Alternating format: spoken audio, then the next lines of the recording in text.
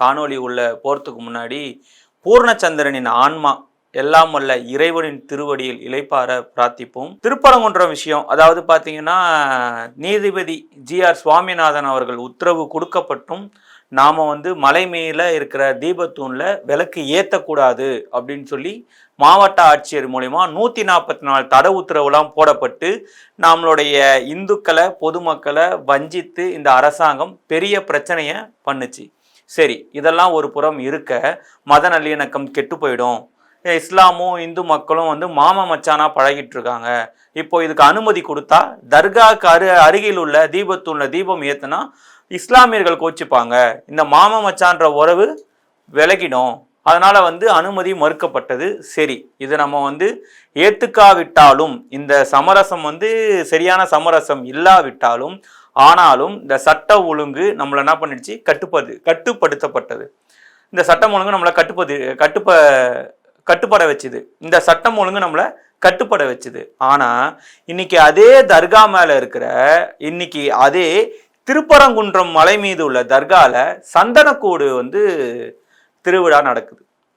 நான் கேட்கிறேன், இல்ல தெரியாம தான் கேட்கிறேன், திருப்பரங்குன்றம் மலை மேல் உள்ள தீபத்தூன்ல விளக்கு ஏத்தனா அது மத நல்லிணக்கத்துக்கு ஆபத்தா முடியும். ஆனா அதே தர்கால சந்தனக்கூடு விழா நடத்தினா மட்டும் மத நல்லிணக்கம் கெட்டு போகாதா? இந்துக்களுக்கு ஒரு நியதி, இஸ்லாமியர்களுக்கு ஒரு நியதியா? அப்போ அந்த சந்தனக்கூடு திருவிழாக்கு கொடியேற்றத்துக்கு திருமங்கலம் கோட்டாட்சியார் எப்படி அனுமதி கொடுத்தாரு? அப்போ அதே 144 தடை உத்தரவு அந்த திருப்பரங்குன்றம் மலையை சுத்தி போடப்படலையா? 30 பேர் கொண்ட குழு மேல போய் கொடியேற்றுறாங்களே, அதுக்கு யார் அனுமதி கொடுத்தா? அப்போ இந்துக்கள் மட்டும் தொடர்ந்து வஞ்சிக்கப்படணும், இஸ்லாமியர்களுக்கு ஒரு விஷயம்னா அது நீங்க பாதுகாப்பு கொடுப்பீங்களா? இத்தனைக்கும் அந்த 30 பேர் கொண்ட குழு போலீஸ் பாதுகாப்போட மேல போய் அந்த கொடியேற்றத்தை ஏத்துறாங்க, சந்தனக்கூடு திருவிழா கொடியேற்றத்தை ஏத்துறாங்க. அப்போ அதே விஷயம்தான் நீதிபதி ஜி.ஆர். சுவாமிநாதன் என்ன சொன்னாரு? சிஐஎஃப் போலீஸ் உதவியோட 10 பேர் போய் திருப்பரங்குன்ற தீபத்தூன்ல விளக்கேத்த அனுமதி கொடுத்தாரா இல்லையா? அதுல ஒரு லோகநாதன் ஒரு டிஎஸ்பி என்ன சொன்னாரு? we will not allow, we will face the consequences. இன்னைக்கு எங்க போனார் அந்த லோகநாதன் டிஎஸ்பி? இன்னைக்கு இந்த திராவிட மாடல் அரசாங்கம் எந்த மாதிரியான ஒரு மனநிலையில் இருக்கு பாத்தீங்களா? ஆட்சிக்காக, ஓட்டுக்காக, இந்த சிறுபான்மையர் வாக்கு சதவீதத்துக்காக எந்த மாதிரியான பாரபட்சமான ஒரு முடிவு. இந்துக்களுக்கு ஒரு நியதி, இஸ்லாமியர்களுக்கு ஒரு நீதி. எப்படி இந்த நியதி செட் ஆகும்? அதாவது ஒரு வசனம் ஒன்று சொல்லுவாங்க, நம்பிக்கை கொண்டாரே உங்களுக்கோ உங்கள் உறவினருக்கோ பாதகமாவே அமைந்தாலும் நீதியை நிலைநாட்டுங்கள். இதுதான் நியதியா? நான் கேட்கிறேன், இது நீதியான்னு கேட்கிறேன். எப்படி அனுமதி கொடுக்கப்பட்டது? அப்போ இந்துக்கள் என்ன கேட்கிறாங்கன்னா, அவங்க சந்தனக்கூடு திருவிழாக்கு கொடி ஏற்றிட்டாங்க, நாங்க ஒரு அகழ்விழக்காட்சி ஏத்த விடுங்கன்னு சொல்லி கேட்கிறாங்க. இந்த நியாயமான கோரிக்கையை கூட மறுத்த தமிழக காவல்துறை யாருடைய அறிவுறுத்தலின் பேர் மறுக்கிறாங்க? இதைதான் இந்த திமுக அரசாங்கம் விரும்புதா? ஏன் மத நல்லிணக்கமா இருக்க இஸ்லாமியர்களும் இந்துக்களும் சண்டை போட்டு அடிச்சுக்கணுமா? ஒரு மதத்திற்கு அங்க அனுமதி மறுக்கப்பட்டுள்ளது. அப்போ இஸ்லாம் மதத்துக்கும் அங்க அனுமதி மறுத்திருக்கணுமா இல்லையா? அப்ப அதே 144 தடை உத்தரவு இந்துக்களுக்கு மட்டும்தான் பொருந்துமா? இஸ்லாமியர்களுக்கு பொருந்தாதா? This is a secularism state. எப்படி மதச்சார்பின்மை நாடு? இதுதான் உங்க மதச்சார்பின்மையா? இந்த திருப்பரங்குன்றம் தீபத்தூன்ல தீபம் ஏத்தணும்னு சொல்லி பூர்ணச்சந்திரன் ஒரு புனித ஆத்மா தன்னுடைய உயிரையே விட்டுட்டார். தனக்கு 2 குழந்தைகள் இருக்கும் நிலையில் தன்னுடைய மனைவி தன்னுடைய குழந்தையை நினைக்காம திருப்பரங்குன்றம் மலைய தீபத்தூன்ல தீபம் ஏற்றப்படலையேன்னு சொல்லி தனக்கு தீயிட்டு கொளுத்துக்கிட்டார். அவர் எந்த அளவுக்கு அவர் மனது புண்பட்டா தன்னுடைய வாழ்க்கைய அழிச்சிக்க அவர் முன் வந்திருப்பார். இது நியாயப்படுத்தவோ இது சரியான விஷயமோ அதை பத்தி நான் பேசல. மனசு எந்த அளவுக்கு புண்பட்டா இந்த மாதிரி நிலைமைக்கு தள்ளப்படுவாங்க. அப்போ இந்த இந்துக்களுடைய மனதை இந்த அளவுக்கு புண்படுத்தி ஒரு விஷயத்தை தடுத்து மத நல்லிணக்கம் பாதிக்கும் அப்படின்னா இஸ்லாமியர்களுக்கு ஏன் நீங்க அனுமதி கொடுத்தீங்கன்னு கேட்கிறோம். அப்போ இஸ்லாமியர்களுக்கு அனுமதி கொடுக்காம இருந்திருந்தா இந்த அரசாங்கம் சரியான முறையில் மக்களை வழிநடத்துகிறது. ஏத்துக்கலாம், எல்லாரும் ஏத்துக்கலாம். ஆமாப்பா, அவங்க திருப்பரங்குன்றத்துக்கும் அனுமதி வழங்கல, சந்தனக்கூடு திருவிழாக்கும் அனுமதி வழங்கல. ஆனா குறிப்பிட்டு இஸ்லாமியர்களுக்கு மட்டும் அனுமதி வழங்கி அங்க இருக்கிற ஊர் பொதுமக்களே இது எதிர்க்கிறாங்க. இன்னைக்கு யாருன்னா சொல்லுவாங்களா இது பிஜேபி எதிர்க்குது, RSS எதிர்க்குது, இந்து முன்னணி எதிர்க்குது, மனுதாரர் ராம ரவிக்குமாரே எதிர்க்கிறாரு, அவர் தான் காசு கொடுத்து கூட்டத்தை கூட்டி எடுத்துட்டு எதிர்க்கிறாரு, யாரா சொல்ல முடியுமா? அங்க இருக்கிற பொதுமக்கள் தன்னெழுச்சியா எதிர்க்கிறாங்க. எங்களுக்கு ஒரு நியாயம், இஸ்லாமியர்களுக்கு ஒரு நியாயமா? நாங்க 2 பேரும் ஒத்துமையா தான் இருக்கோம். எங்களுக்குள்ள பிரிவினையை யாரு தூண்டி விடுறது? இந்த மாதிரி பிரிச்சா மட்டும்தான் திமுகக்கு வாக்கு விழும். மனிதன் மாறி விட்டான், மதத்தில் ஏறி விட்டான்ற மாதிரி மனிதனுக்குள்ள இருக்கிற மதத்தை வச்சு திமுகவினர் அரசியல் பண்றாங்க. இன்னைக்கு ஸ்டாலின் அவர்கள் கிறிஸ்துமஸ் கொண்டாட்டத்துக்கு போயிருக்கிறாங்க. அங்க இருக்கிற ஒரு கிறிஸ்துவ ஃபாதர் சொல்றாரு, இயேசு எப்படி நம்முடன் இருக்கிறாரோ அதே மாதிரி நாம் அனைவரும் ஸ்டாலினுடன் இருப்போம். இது எந்த மாதிரியான ஒரு வாதம்? எப்படி நீங்க ஒரு குறிப்பிட்ட கட்சிக்கு ஒரு குறிப்பிட்ட மதம் எப்படி ஒரு பாதுகாப்பா இருக்க முடியும்? அரசியல் என்பது மதம், இனம், மொழி இதையெல்லாம் கடந்து நின்றவன் தான் தலைவன். கிட்டத்தட்ட தலைவனும் இறைவனும் ஒன்று. தலைவனுக்கும் மதம் இருக்கக்கூடாது, இனம் இருக்கக்கூடாது, மொழி இருக்கக்கூடாது, சாதி இருக்கக்கூடாது. இறைவனும் இதையெல்லாம் கடந்து நின்றவன்.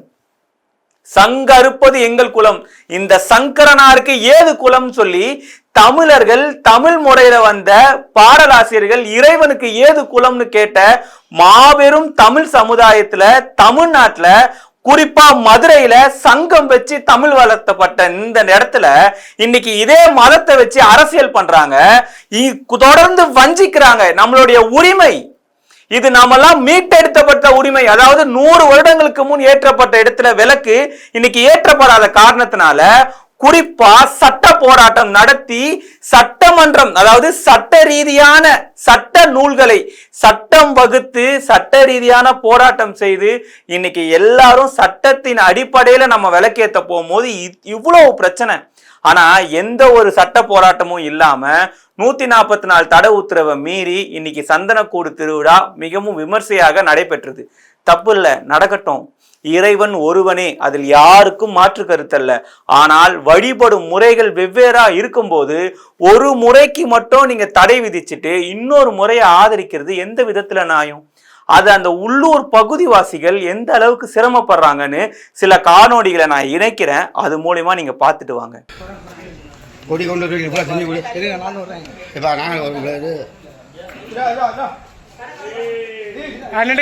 நின்று வாங்க.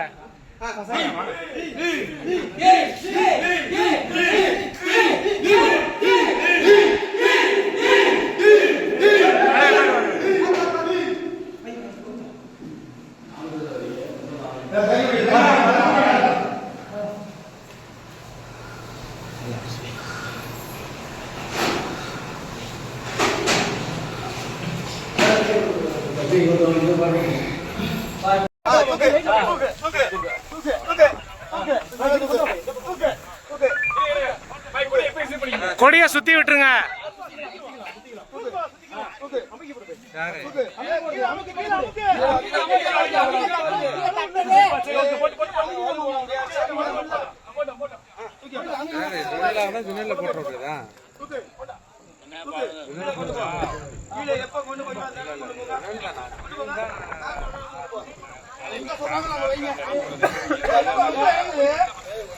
பள்ளத்துல இல்ல, கல்லு மேல, கல்லு மேல.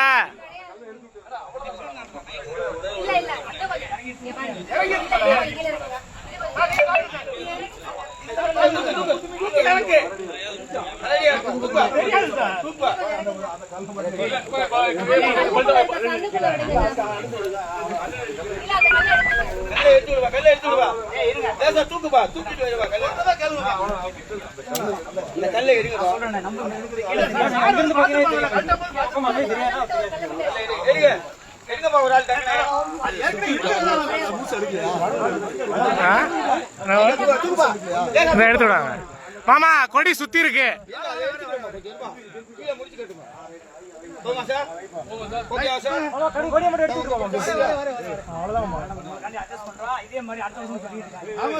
ஆர்டர் வாங்கிடுவோம் மேடம். ஆர்டர் வந்துடும் மேடம்.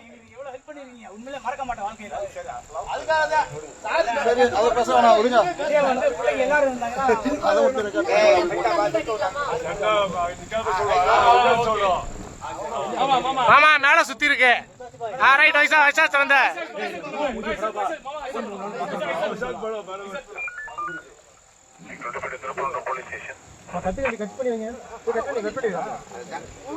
அதுதான் தோது இல்லாம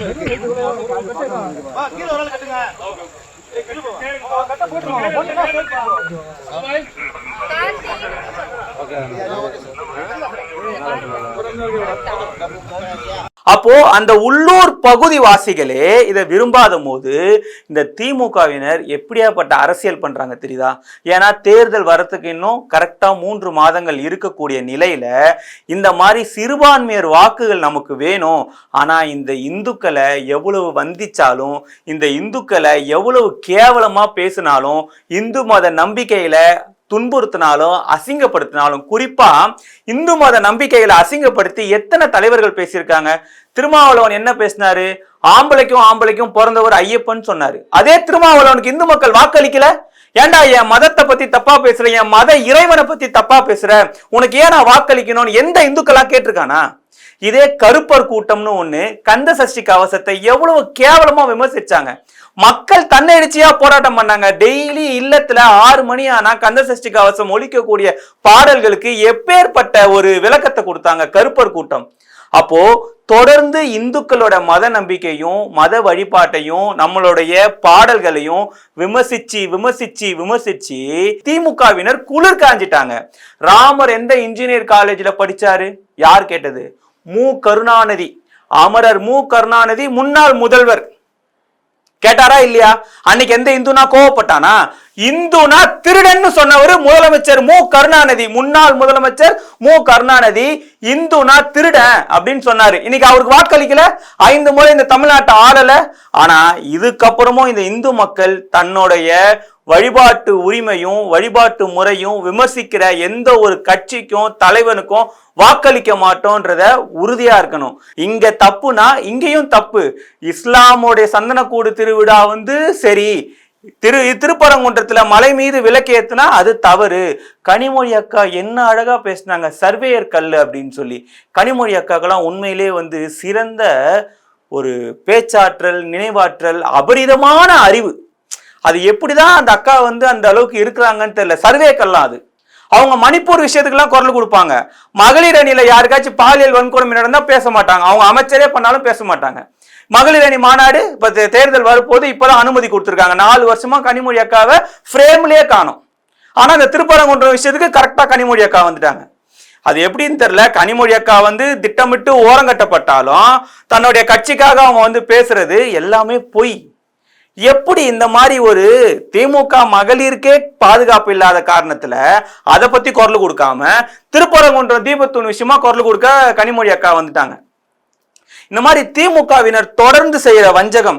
நான் என்ன சொல்றேன் அப்படின்னா, சந்தனக்கூடு திருவிழாக்கு அனுமதி கொடுத்த அந்த வட்டாட்சியர், பாதுகாப்பு கொடுத்த போலீசார், இதையெல்லாம் மேற்பார்வையில இருந்து செய்யற திமுக அரசாங்கம் திருப்பரங்குன்றம் மலை மீது தீபத்தூண்ல தீபம் ஏற்ற ஏன் அனுமதி வழங்கல?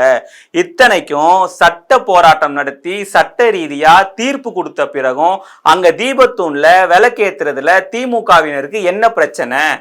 ஏன்னா இஸ்லாமியர்கள் வாக்கு வராம போயிட போகுதுன்னா, இல்ல 2 பேரும் ஒற்றுமையாக இருந்தால் நமக்கு என்ன இங்க பிரதிபலன், நாம எந்த ஒரு பலனையும் அனுபவிக்க முடியாதுன்னு நினைக்கிறாங்களா? இன்னொரு விஷயம் தெளிவா சொல்றேன்.